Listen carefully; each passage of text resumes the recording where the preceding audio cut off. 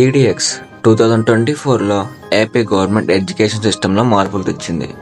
Degree మరియు బీటెక్లో ఉన్న సబ్జెక్ట్స్తో పాటు ఎక్స్ట్రాగా ఆన్లైన్ సబ్జెక్ట్ తీసుకుని వచ్చింది.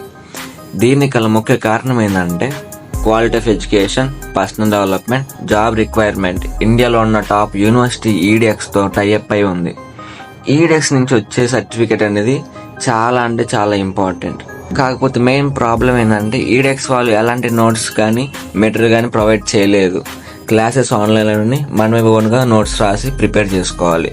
మనమే A to Z నేర్చుకోవాలి.